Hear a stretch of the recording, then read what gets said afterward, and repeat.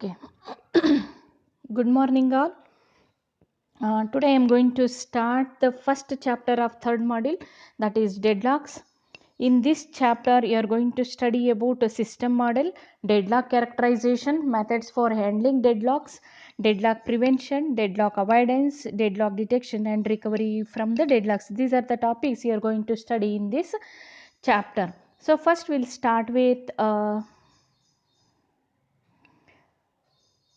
so what are the chapter objectives? The chapter objectives are to develop a description of deadlocks which prevent sets of non-concurrent processes from completing their task. And the second objective is to prevent a number of different methods for so here we are presenting a number of different methods for preventing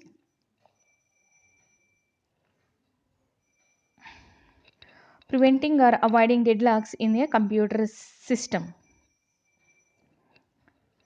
Later you can rename it because I disabled that. You can everybody can rename along with your VTU number. You write your name afterwards, or while joining in the next meeting you can do that.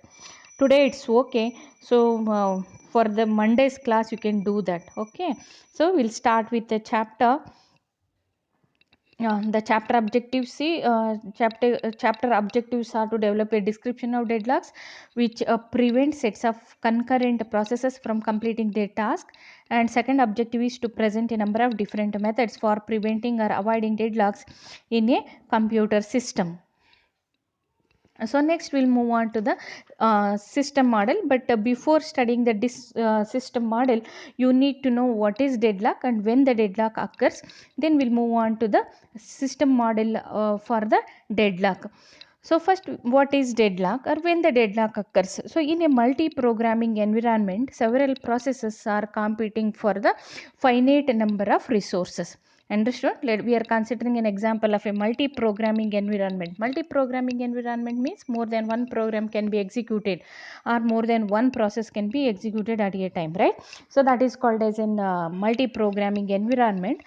So in a multi-programming environment, several processes are competing for the resources, where the resources are finite in number.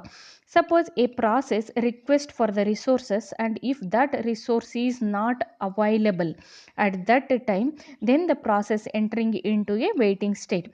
Now let us consider example of the process P1, which is requesting for the IO device. Okay, which is requesting for the IO device. If the IO device is not available,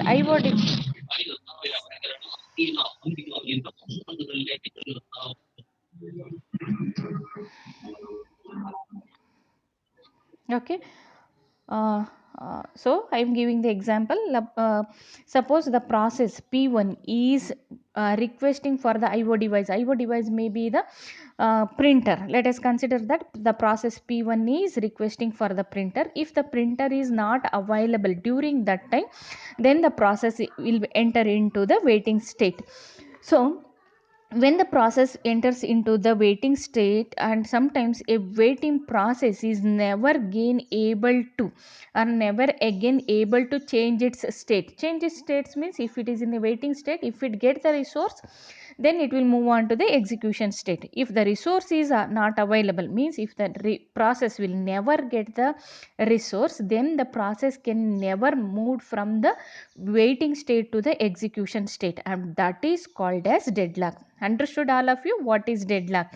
So in a multi programming environment, all the processes are competing for the finite number of resources. Now let us consider an example of process P1. It is requesting for a printer. If the printer is not available at that time, then the process will enter into the waiting state, and the process will never get that resource. If the process will never get the resource, then the process will never move from the waiting state to the execution state, and the process is blocked there itself, and that situation is called as the deadlock situation. Understood all of you what is the deadlock situation? Next, we'll move on to the system model. So before studying these system models, let us consider once again the number of resources available, how we are defining, and what are the types of resources available. So as I said, a system consisting of finite number of resources, and these resources will be distributed among the competing processes in that system. So the processes are partitioned, are divided into number of different types, such as the memory space, CPU cycles, files, IO devices. The IO devices may be the printers, DVD drives, etc. And so these are the different types of resources available. So what are the resources available? It may be the memory or the memory space, the CPU or the CPU cycles, the number of files, IO devices, etc. And these are considered as the resources. And each resource consisting of some number of identical instances. Now, example is, if I said the resource is a CPU, if two CPUs are available in the system, then we say that the resource type CPU has two instances. Two instances means those two CPUs belongs to the resource CPU. So if CPU consisting of means if a system consisting of two CPUs, then we say that two instances of the resource type CPU is available, right? Similarly, if five printers are available, then we say that the resource type printer has five instances. Understood? So here we have the finite number of resources. Each resource may consisting of the identical instances. And if the process requests an instance of a resource type, means if the process is requesting for a printer, then among the available five printers, any one printer will be allocated to the requested process. If it is allocated, then we say that all the printers are identical and belongs to the same class. If the printer is not allocated, then we say that the resources are not resource instances are not identical, and all the printers are not belongs to the same class. Then the different printers we have to be defined into different classes. Understood? Any doubt in this? So here we have the different resources, and each resources may have the different consisting of different instances, and whenever the process is requesting for the resource, then that will be, if it is available, that will be allocated. Otherwise what happens, if it is not allocated, then the process will move on to the waiting state. And if the, as I said, if number of instances are available for the same resource, then if that a resource is allocated to the requested process, then we say that all the instances belongs to the same resource type, or all the instances are belongs to the same resource class. If it is not allocated, then we say that the instances of the resources are not identical and they cannot be placed in the same class. So we have to define different classes for different resource instances. Understood? So if a so that is over, right? So then we'll see here then how the process will request and use the resources. So whichever may be the process, before using the resource, the process must request for the resource, and once the resource is allocated, then it can use it, and once it uses the resources, after that it should release the resource. So each process utilize the resource in the following manner, that is request, use and release. Means each process before using the resource, first it should request for the resource, and once the resource is allocated, then it uses the resource, and after using the resource, it must release the resource. So hence it is request, use, release. So if the process request for the resource, and if the resource is not available at that time, then the process will enter into the waiting state. If not, if the resource is available, then that will be allocated, then the process uses the resources, after that the process releases the resources. Understood? So each process utilize the resource in these three manners, that is request for the resource, use the resource and release the resource. So as I said, the system consisting of number of resources, and here we are defining the resources in terms of r1, r2, r3, etc. So r1, r2, r3, etc. means these are the different types of resources, such as the memory space, cpu cycles, io devices, files, etc. These are the set of resources that are represented as r1, r2, r3, etc. And as I said, each resource will have set of instances. Here if we consider the resource type as Ri, and each resource has a set of instances, that is Wi. So for example, for the IO devices, if you consider the resource type Ri as the IO device, and if the 5 printers are available, then the Wi is equal to 5, means 5 instances of the resource printer is available, where the printer is called as the resource type, and Wi is the number of printers available. So if it is equal to 5, then Wi indicates it is the number of instances or the number of printers available is equal to 5. Understood? Any doubt in this? Request, use and release.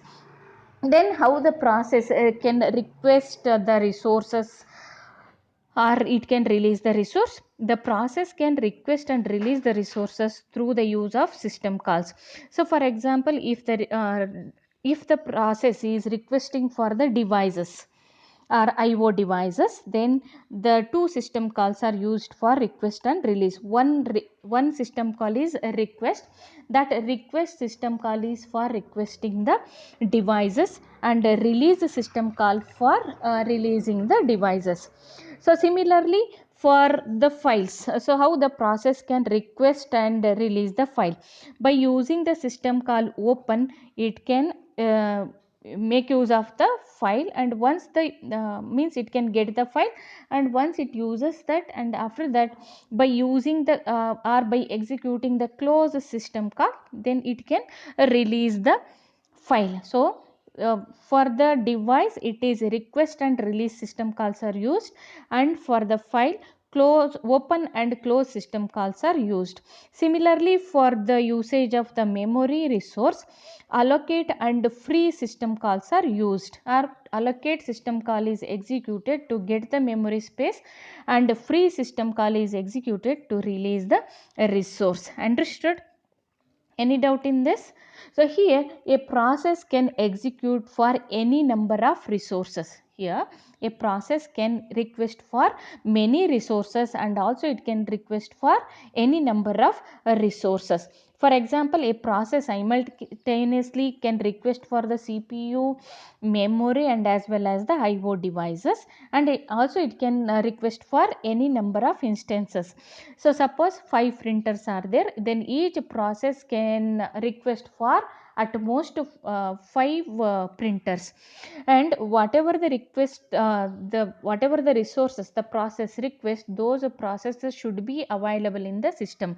Means the process cannot request the resources that exceed the number of resources available in the system.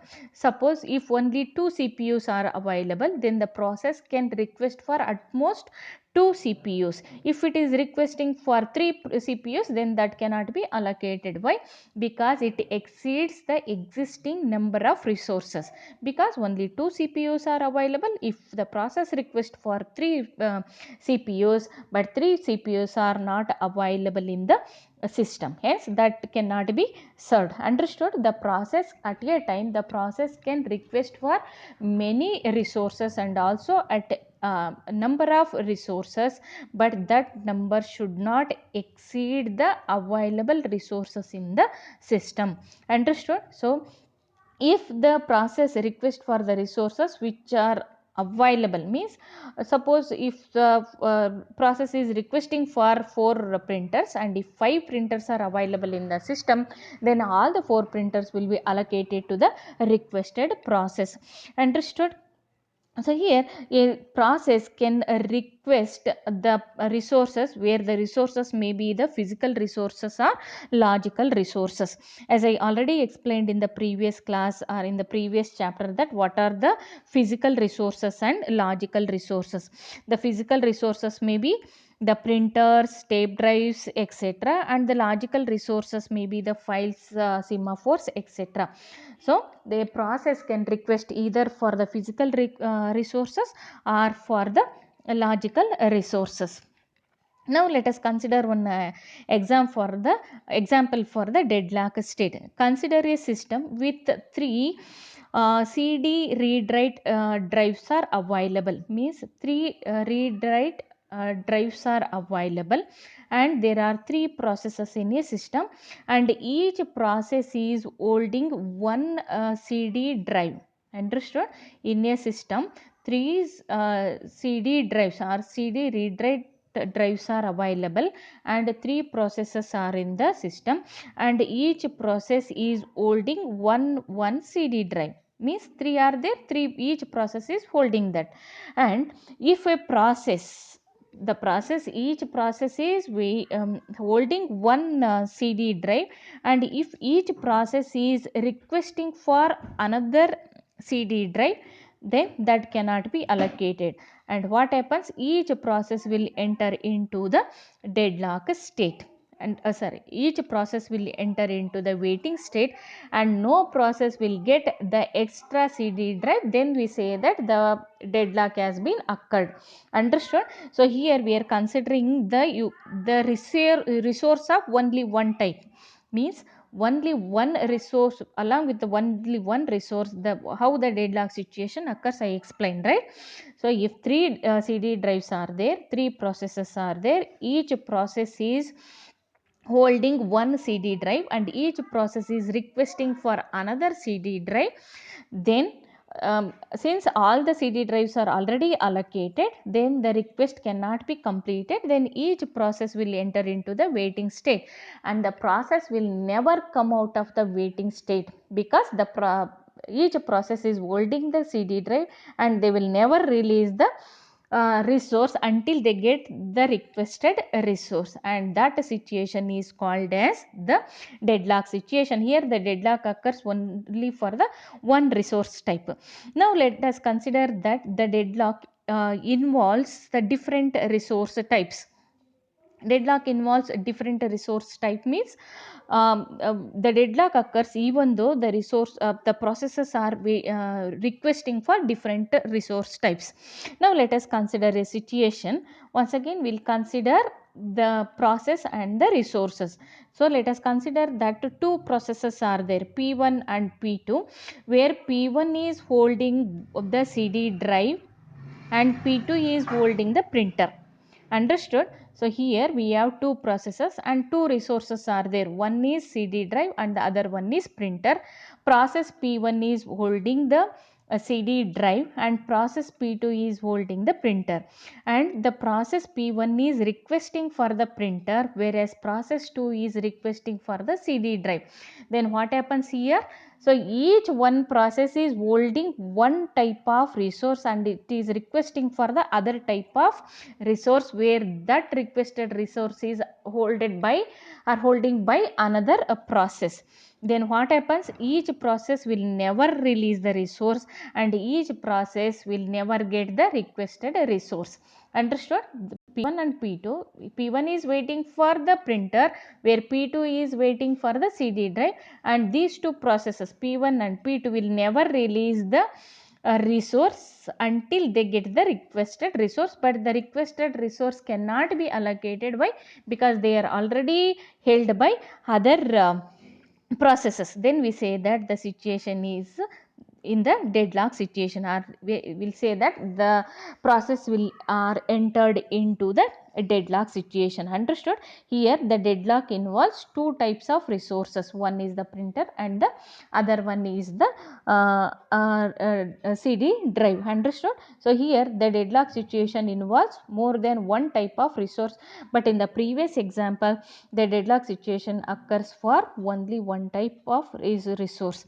Any doubt in this? So what, when the deadlock occurs, then what, how the processes can use the resources through the request, use and release. Any doubt in this? If not, then I'll move on to the deadlock characterization. Understood? Any doubt until that? Any doubt? Okay, then I'll move on to the next topic. Understood what is deadlock, then when the deadlock occurs, and how the processes request for the resources, request, use and release. Okay, next we'll move on to the next topic, that is deadlock characterization.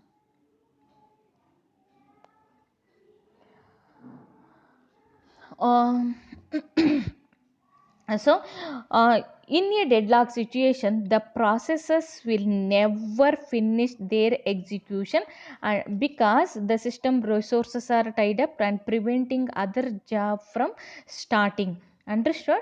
In the deadlock situations, the processes, they never complete their execution, and the system resources are tied up with each process, preventing other jobs from starting, right? So before we discuss the different methods for dealing with the deadlock problem, first we'll see what are the features that characterizes the deadlock. Understood?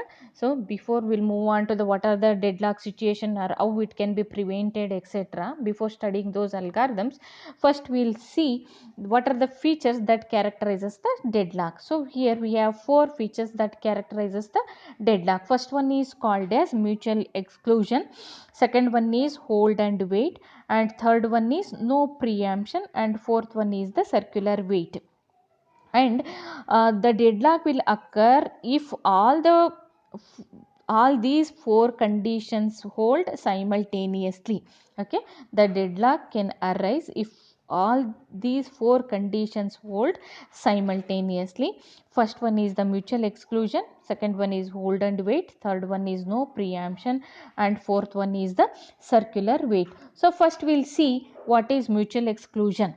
Okay, so here in the mutual exclusion, at least one resource must be held in a non-shareable mode. Means at least one resource must be held in a non-shareable mode.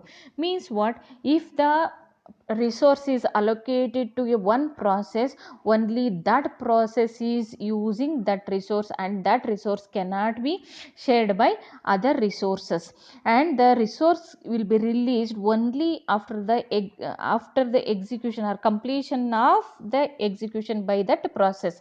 Now let us consider the example that P1 is holding the CPU 1, and since it is a non shareable resource, then the only P1 can use that CPU 1, and process P1 releases the CPU only when it completes its execution.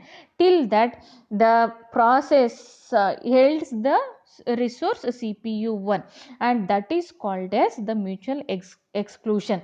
So only one process at a time can use the resource, and where that resource is in the non shareable mode, and only after the process completes its execution, then only it releases the resource. And the other processes which are requested for the resource will be in a waiting state until the process releases that resource. Suppose P1 is holding the CPU 1.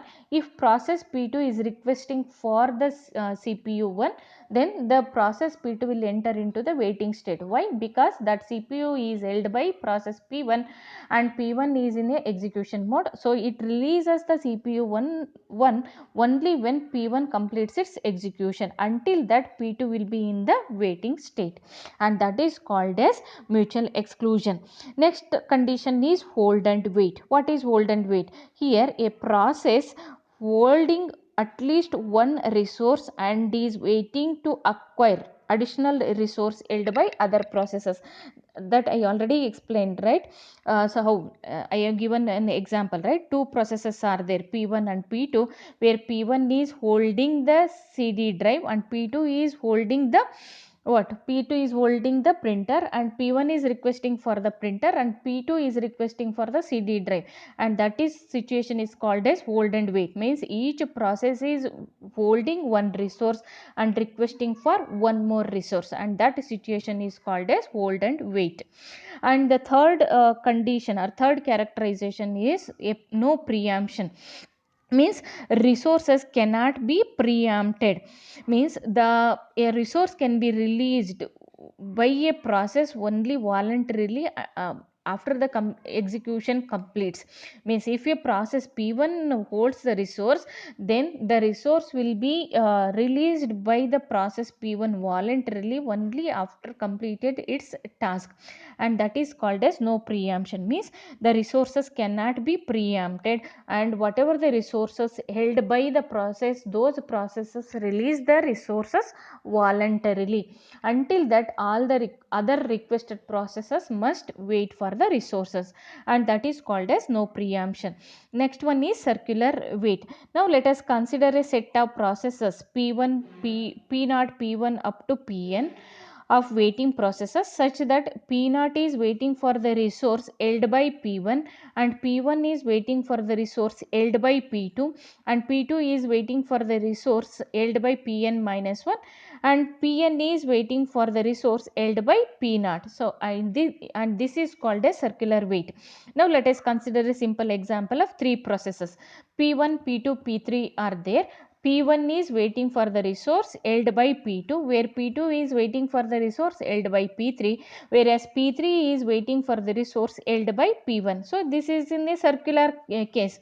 Each one is waiting for the resources held by other processes. So each process will not release the resource that are held by them, and they will not get the resources that are requested, and that is called a circular wait. If all these four conditions satisfy, then we say that the deadlock has been occurred. Understood? These are the four characteristics for deadlock situation. One is mutual exclusion, means in this case at least one resource must be in a non-shareable mode, and the resource cannot be shared among the processes.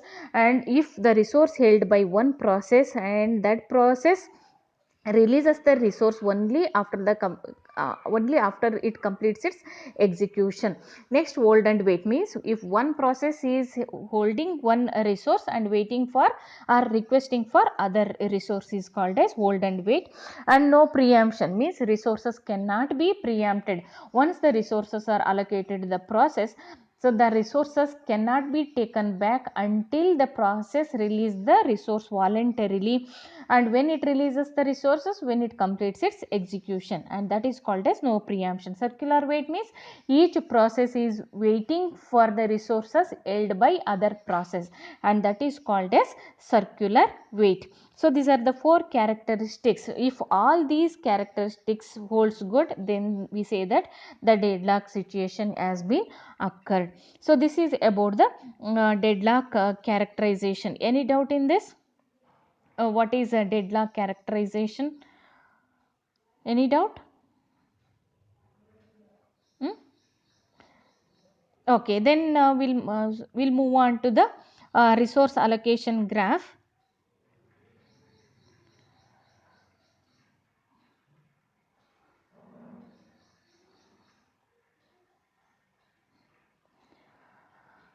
So I need minimum one class for resource allocation graph. We'll see that here how it can be represented. First we'll see that, then how it can be used to detect and avoid the deadlocks, that we'll discuss in the next class. So here let us consider that we have set of resources, uh, and how they are connected together in the form of a graph, and a set of vertices v and a set of edges. You already know the definition of a graph.